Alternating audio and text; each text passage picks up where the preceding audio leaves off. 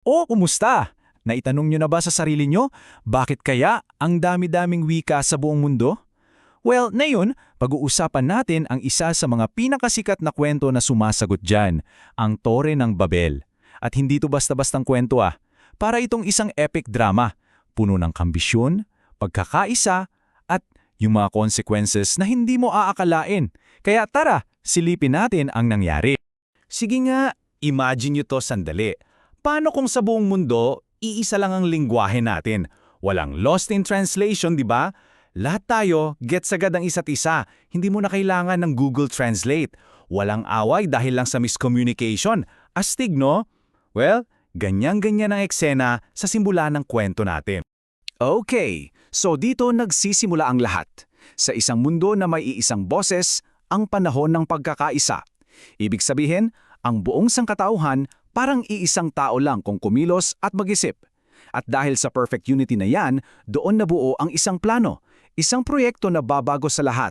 Grabe yung concept na to, no? Kasi hindi lang sila basta-basta may isang wika. Ang sabi, mayroon daw silang iisang pananalita. So anong ibig sabihin nun? Ibig sabihin, perfect yung communication nila.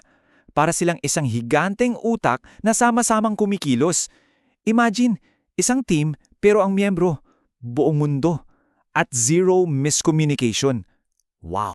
At dahil nga perfect ang teamwork nila, madali lang para sa kanilang maglakbay ng sama-sama at boom! Nagtipon sila sa iisang lugar, yung kapatagan ng Sinar. Dito na ngayon sa Sinar, dito na mabubuo yung perfect storm, ika nga. Yung pagkataon para sa isang napakalaking proyekto na susubok talaga sa lahat ng kaya nilang gawin. So, anong gagawin mo kung ganito kayo ka-unified, kung lahat kayo nagkakaintindihan? Well, dito na papasok yung plano nila at masasabi nating medyo ambisyoso. Isang ambisyon na literal na gustong umabot sa langit. Pakinggan nyo to. Halikayo, magtayo tayo ng isang lunsod na may tore na aabutin ang kalangitan. Grabe, hindi lang to basta pagpapatayo ng skyscraper ha. Statement to. Simbolo to ng kapangyarihan nila na kaya nilang gawin ang imposible. Pero bakit? Ano ba talaga ang gusto nilang patunayan? Ayon, lumabas din. May dalawang dahilan pala. Una, para gumawa ng pangalan. Gusto nilang sumikat, mag-iwan ng legacy. Pangalawa, takot. Takot sila na baka mangalat sila sa mundo at magkahiwa-hiwalay. Kaya yung tore, dalawa ang purpose niyan. Monumento ito ng galing nila at the same time, pader ito laban sa pinakamalaki nilang takot. Ang ironic, di ba? At hindi sila basta nangangarap lang ha, may plano sila. Check nyo to. Step 1, settle sa Sinar. Check. Step 2, gumamit ng bagong tech, yung Lario at Alkitran. Basically, bake bricks. Gawa ng tao. Hindi yung baton na galing lang sa kalikasan. May point yan, parang sinasabing, kaya natin to, sarili nating gawa. Tapos yung goals, sobrang linaw. Magkaroon ng pangalan at higit sa lahat, huwag magkawatak-watak. So kita nyo, organisado sila. Hindi ito bara-bara. Siyempre, pag may ganitong kalaking proyekto, pag may ganitong kalaking ambisyon, may makakapansin yan. At dito na magsisimula yung pagbabago. Ito na yung turning point ng buong kwento. Ayan na, sabi sa kwento, bumaba raw ang Panginoon para mismong tignan yung siyudad at yung tore na ginagawa nila. Isipin niyo yung scene, parang sa pelikula. Hindi ito yung simpleng sulyap lang Ito yung moment na sinusuri ng mabuti. Ano ba talaga ang ginagawa ng mga taong to? At ito na yung pinakapuso ng buong istorya. Ang naging conclusion. Hindi pala yung tore ang problema. Ang problema, yung potential. Kasi kung nagagawa na nila to ngayon, na iisa lang silang lahi at iisa ang wika, paano pa sa susunod? Sabi nga, wala nang maniging imposible sa anumang kanilang binalak gawin. Medyo nakakatakot yung idea na yan, di ba? Kaya mapapaisip ka talaga, no? Yung walang limit na potensyal ng tao, maganda ba yan o delikado? Kasi yun ang tanong na binabato ng kwentong to Paano kung ang pinakamalaking threat pala sa atin ay yung sarili nating kakayahan na abutin ang lahat ng gusto natin? So dahil sa nakitang panganib na to, kailangan ng solusyon. At yung solusyon, napaka-brilliant. Hindi winasak yung tore, hindi. Ang inatake, yung mismong source ng power nila. Yung iisang wika. Ayan ang plano.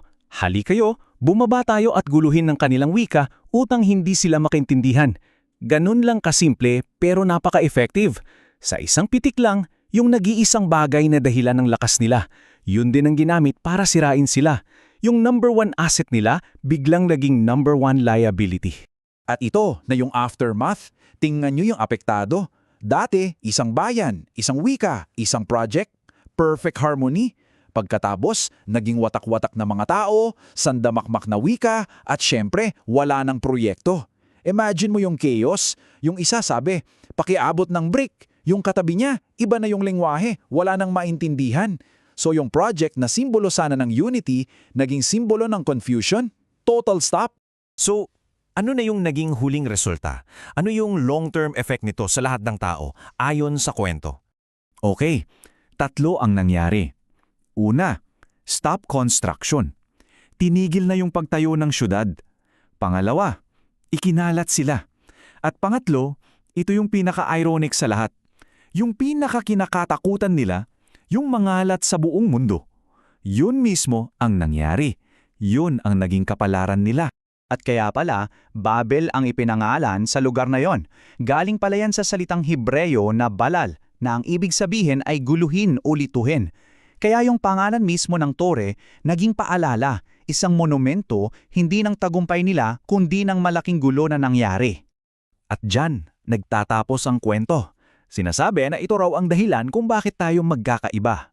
Pero iiwan ko kayo ng isang tanong.